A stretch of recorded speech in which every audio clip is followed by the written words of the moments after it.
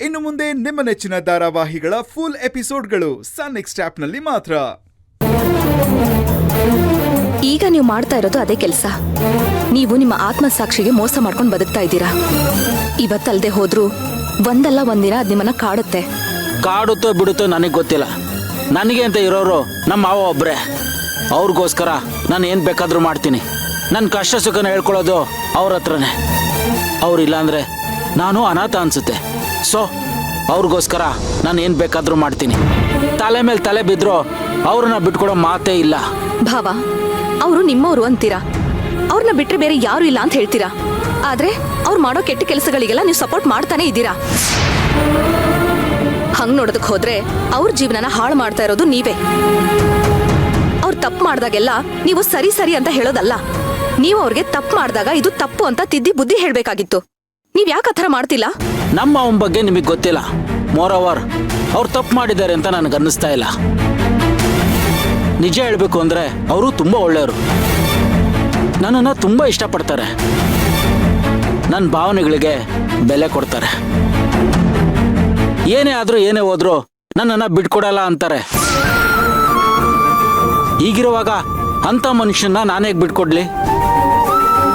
ಹಾಗೇನಾದರೂ ಬಿಟ್ಕೊಟ್ರೆ ನಾನೇಲೋ ಒಬ್ಬಂಟಿ ಆಗೋದು.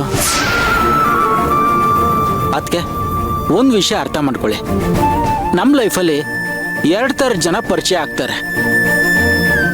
ಒಬ್ರು ಲೈಫಲ್ಲಿ ಮಧ್ಯದಲ್ಲೇ ಬಂದು ಹೋಗೋರು, ಇನ್ನೊಬ್ರು ಲೈಫ್ ಲಾಂಗ್ ನಮ್ಮ ಜೊತೆ ಇರೋರು. ನಮ್ಮ ಮಾವ ಆ 2ನೇ ಕ್ಯಾಟಗರಿಗೆ ಸೇರಿದವರು.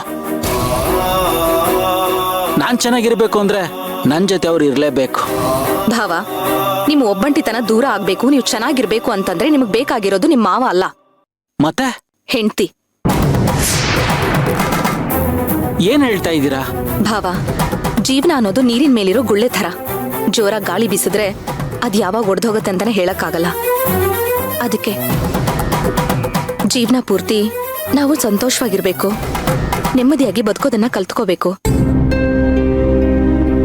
ನೋಡಿ, ನಿಮ್ ಜೀವನದಲ್ಲಿ ನಿಮಗ್ ಸಂತೋಷವಾಗಿರೋದಕ್ಕೆ ಹೆಲ್ಪ್ ಮಾಡ್ತಾರೆ ಅಂತ ಅನ್ನೋದು ಬಾಳ ಸಂಗಾತಿ ಮಾತ್ರ.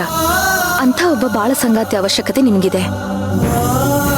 ನೋಡಿ, ನಿಮ್ ಭಾವನೆಗಳಿಗೆ ಬೆಲೆ ಕೊಡೋದು, ನಿಮ್ಮನ್ನ ತಿದ್ದಿ ಸರಿಯಾದ ದಾರಿ ಕರ್ಕೊಂಡ್ ಬರೋದು ನಿಮ್ಮ ಬಾಳ ಸಂಗಾತಿ ಮಾತ್ರ. ಅದೇ ಭಾವ, ನೀವೇ ಹೇಳಿದ್ರಲ್ಲ, ಜೀವನದಲ್ಲಿ 2 ಥರದ ವ್ಯಕ್ತಿ ಬರ್ತಾರೆ ಅಂತ. ಒಬ್ರು ಬರ್ತಾರೆ, ಅರ್ಧದಲ್ಲೇ ಹೊರಟೋಗ್ತಾರೆ. ಇನ್ ಕೆಲವರು ಬರ್ತಾರೆ, ಜೀವನ ಪೂರ್ತಿ ಜೊತೆಲಿ ಇರ್ತಾರೆ ಅಂತ. ಹಾಗೆ ಬಂದ್ಮೇಲೆ ಜೀವನ ಪೂರ್ತಿ ಜೊತೆ ಇರುವಂತಹ ಏಕೈಕ ಜೀವ ಅಂತಂದ್ರೆ ಅದು ಹೆಂಡತಿ ಮಾತ್ರ. ನೋಡಿ, ನಿಮ್ಮ ಮಾವ ಯಾವಾಗ ನಿಮ್ ಜೀವನದಿಂದ ಹೊರಟೋಗ್ತಾರೆ ಅನ್ನೋದು ನಿಮಗೆ ಗೊತ್ತಿಲ್ಲ. ದಯವಿಟ್ಟು ಮದುವೆ ಮಾಡ್ಕೊಳ್ಳಿ, ನಿಮ್ ಜೀವನ ಚೆನ್ನಾಗಿರುತ್ತೆ. ಯಾರೋ ಬಂದು ಚೆನ್ನಾಗಿ ನೋಡ್ಕೊಳ್ತಾರೆ ಅನ್ನೋದು ಸತ್ಯಕ್ಕೆ ದೂರವಾದ ಮಾತು. ನಾನು ಅದನ್ನ ನಿರೀಕ್ಷೆ ಕೂಡ ಮಾಡೋದಿಲ್ಲ. ನನಗದರಲ್ಲಿ ಆಸಕ್ತಿ ಕೂಡ ಇಲ್ಲ. ಭಾವ, ನಿಮ್ ಜೀವನ ಪರಿಪೂರ್ಣ ಆಗ್ಬೇಕು ಅಂತಂದ್ರೆ ನೀವು ಮದ್ವೆ ಆಗ್ಲೇಬೇಕು. ತಪ್ಪು. ಪರಿಪೂರ್ಣ ಆಗ್ಬೇಕು ಅಂದ್ರೆ ಮದುವೆ ಆಗ್ಬೇಕು ಅಂತ ಏನಿಲ್ಲ. ಒಳ್ಳೆ ರೀತಿಲಿ ಬದುಕಿದ್ರೆ ಸಾಕು. ಒಳ್ಳೆ ರೀತಿಲಿ ಬದುಕೋದಕ್ಕಾದ್ರೂ ಕೈ ಹಿಡಿದು ನಡ್ಸೋರು ಒಬ್ರು ಬೇಕಲ್ವಾ? ಇದಕ್ಕೆ ಹೇಳ್ತಾ ಇರೋದು, ನನಗೆ ಯಾರು ಮ್ಯಾಚ್ ಆಗಲ್ಲ, ನನ್ನ ಮನಸ್ಥಿತಿನ ಯಾರು ಅರ್ಥ ಮಾಡ್ಕೊಳ್ಳಲ್ಲ ಅಂತ. ಅಂತವ್ರು ನೀವು ಹುಡುಕಿದ್ರು ಸಿಗಲ್ಲ. ಭಾವ, ನಿಮಗ್ ಹೊಂದೋ ಅಂತ ಹುಡುಗಿನ, ನಿಮ್ ಮನಸ್ಥಿತಿನ ಅರ್ಥ ಮಾಡ್ಕೊಂಡು ಕೈ ಹಿಡಿದು ನಡ್ಸೋ ಅಂತ ಹುಡುಗಿನ ನಾನ್ ಹುಡುಕ್ತೀನಿ. ಆಮೇಲೆ ನಿಮ್ಮನ್ನ ಒಪ್ಸಿ ಮದ್ವೆನೂ ಮಾಡಿಸ್ತೀನಿ.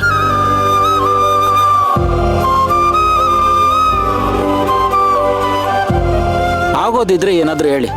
ಆಗದೆ ಇರೋದ್ರ ಬಗ್ಗೆ ಮಾತಾಡಿ ಸುಮ್ಮನೆ ಟೈಮ್ ವೇಸ್ಟ್ ಮಾಡಬೇಡಿ.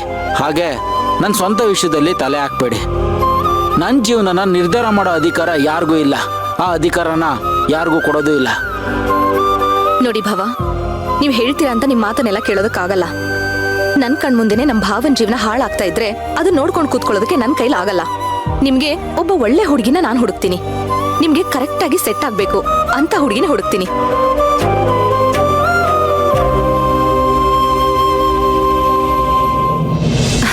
ಭಾವ, ಹುಡುಗಿ ಹೇಗಿರ್ಬೇಕು ಗೊತ್ತಾ? ನೋಡಿದ್ರೆ ಮಹಾಲಕ್ಷ್ಮಿ ತರ ಅನಿಸ್ಬೇಕು. ಇವಳ ಮದ್ವೆ ಮಾಡ್ಕೋಬೇಕು ಅಂತ ಅನಿಸ್ಬೇಕು. ಅಂತ ಹುಡುಗಿನ ಹುಡುಕ್ತೀನಿ. ಆಗ ನೀವೇ ಹೇಳ್ತೀರಾ ನನಗೆ ಬೇಗ ಮದ್ವೆ ಮಾಡ್ಬಿಡಿ, ನನಗೆ ವೇಟ್ ಮಾಡಕ್ ಆಗ್ತಿಲ್ಲ ಅಂತ. ನೋಡ್ತಾ ಇರಿ. ಮಾತು ಗಾಳಿ ತರ, ಅದಕ್ಕೆ ಆಕಾರ ಇರೋದಿಲ್ಲ, ಗಾತ್ರ ಇರೋದಿಲ್ಲ. ಹೇಳೋಕ್ಕೂ ಚೆನ್ನಾಗಿರುತ್ತೆ, ಕೇಳೋಕ್ಕೂ ಚೆನ್ನಾಗಿರುತ್ತೆ. ಜೀವನಕ್ಕೆ ಮಾತ್ರ ಬರೋದಿಲ್ಲ.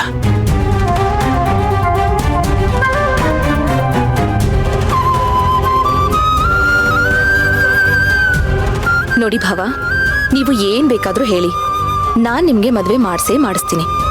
ನಾನ್ ಮಾತ್ರ ನಿಮ್ ಮಾತು ಕೇಳಲ್ಲ. ನೀವು ಎಲ್ರ ಹಾಗೆ ನೆಮ್ಮದಿಯಿಂದ ಬದುಕೋ ಹಾಗೆ ಮಾಡ್ತೀನಿ. ನಿಮ್ ಗಂಡ ಮಾತ್ರ ಭ್ರಮೇಲ್ ಬದುಕ್ತಾ ಇದ್ದಾನೆ ಅಂತ ಅನ್ಕೊಂಡಿದ್ದೆ. ನೀವು ಅದೇ ಭ್ರಮೇಲ್ ಬದುಕ್ತಾ ಇದ್ದೀರಾ ಅಂತ ನಾನು ಅನ್ಕೊಂಡಿರ್ಲಿಲ್ಲ. ಭ್ರಮೆನ ವಾಸ್ತವ ಮಾಡೇ ಮಾಡ್ತೀನಿ. ನಾನು ನೋಡೇ ಬಿಡ್ತೀನಿ. ಆಗ್ಲಿ, ಹಾಗೆ ಆಗ್ಲಿ ಭಾವ. ನಿಮಗ್ ಮದ್ವೆ ಮಾಡಿಸೋವರೆಗೂ ನನಗ್ ಸಮಾಧಾನ ಇಲ್ಲ. ನಾನು ಅನ್ಕೊಂಡಿದ್ದನ್ನ ಮಾಡೇ ಮಾಡ್ತೀನಿ.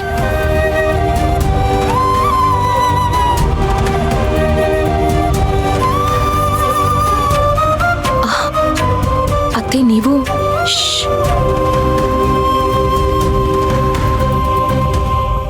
ಇಲ್ಲೇನು ಮಾತಾಡ್ಬೇಡ, ಬಾ ನನ್ ಜೊತೆ ಬಾ. ಸೇವಂತಿ, ನಿನ್ ಕರ್ಣನ್ ಜೊತೆ ಮಾತಾಡಿದ್ದೆಲ್ಲ ನಾನು ಕೇಳಿಸ್ಕೊಂಡೆ. ನಿನ್ನಿಂದ ನಾನಿದನ್ನ ನಿರೀಕ್ಷೆ ಮಾಡಿರ್ಲಿಲ್ಲ. ಇವತ್ತಂತೂ ನನ್ಗೆಷ್ಟು ಖುಷಿ ಆಗ್ತಿದೆ ಗೊತ್ತಾ? ಅಲ್ಲ ಸೇವಂತಿ, ನೀನ್ ಈ ರೀತಿ ಯೋಚನೆ ಮಾಡ್ತೀಯ ಅಂತ ನಾನು ಅನ್ಕೊಂಡೇ ಇರ್ಲಿಲ್ಲ. ಕರ್ಣನ್ಗೂ ಮದ್ವೆ ಮಾಡ್ಬೇಕು, ಅವನ್ಗೊಂದ್ ಒಳ್ಳೆ ಜೀವನ ಕೊಡ್ಬೇಕು ಅಂತ ನಮ್ ತಲೆಯಲ್ಲಿ ಆಲೋಚನೆ ಕೂಡ ಇರ್ಲಿಲ್ಲ. ಆದ್ರೆ ನೀನು ಅತ್ತೆ, ನೀವ್ ಯೋಚನೆ ಮಾಡ್ತಿಲ್ಲ ಅಂತ ನಾನು ಭಾವನ ಬಗ್ಗೆ ಯೋಚನೆ ಮಾಡ್ಲಿಲ್ಲ ಅಂತಂದ್ರೆ ಪಾಪ ಅವ್ರ ಜೀವನ ಏನಾಗ್ಬೇಡ ಹೇಳಿ. ಮದ್ವೆ ಮಾಡ್ಸಿ ಅಂತ ಯಾರು ಬಾಯ್ಬಿಟ್ಟು ಹೇಳೋದಿಲ್ಲ. ಆದ್ರೆ ಅವ್ರ ಮನ್ಸಲ್ಲಿ ನನ್ ಮದ್ವೆ ಈ ತರ ಆಗ್ಬೇಕು, ಇಷ್ಟು ಚೆನ್ನಾಗಿ ಇರ್ಬೇಕು, ನನ್ನ ಮದ್ವೆ ಆಗೋ ಹುಡುಗಿ ಲಕ್ಷಣವಾಗಿರ್ಬೇಕು, ನನ್ನನ್ನು ಈ ತರ ಎಲ್ಲ ನೋಡ್ಕೋಬೇಕು, ನಾನು ಅವಳನ್ನ ತುಂಬಾ ಚೆನ್ನಾಗಿ ನೋಡ್ಕೋಬೇಕು ಅಂತೆಲ್ಲ ಆಸೆ ಕನಸುಗಳು ಇದ್ದೇ ಇರುತ್ತೆ.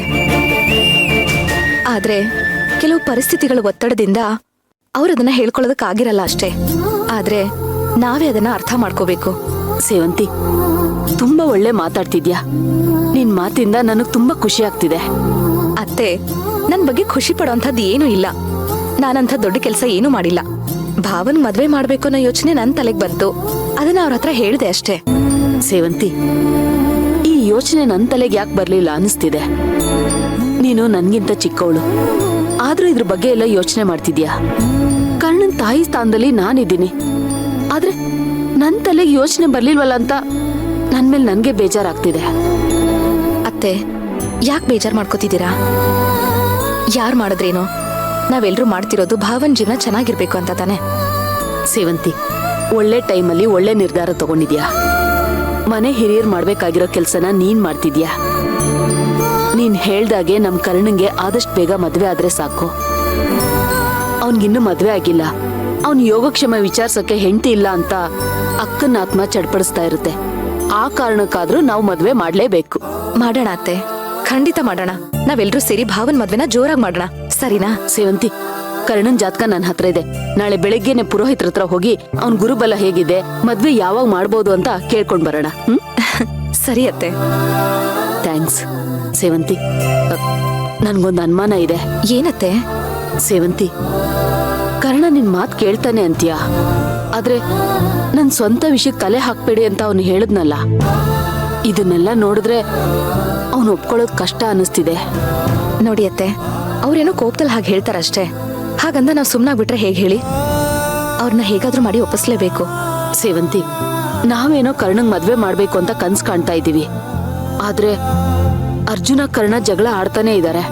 ಅವ್ರ ಜಗಳ ದಿನ ದಿನ ಜಾಸ್ತಿ ಆಗ್ತಾನೆ ಇದೆ. ಇದನ್ನೆಲ್ಲ ನೋಡ್ತಿದ್ರೆ ಯಾಕೋ ನಮ್ ಕನ್ಸು ನನ್ಸಾಗುತ್ತೆ ಅಂತಾನೆ ಅನಿಸ್ತಿಲ್ಲ. ಅತ್ತೆ, ಭಾವನ ಒಪ್ಸೋ ಕೆಲ್ಸ ನನಗ್ ಬಿಡಿ. ನಾನು ಹೇಗಾದ್ರೂ ಮಾಡಿ ಅವ್ರನ್ನ ಒಪ್ಪಿಸ್ತೀನಿ.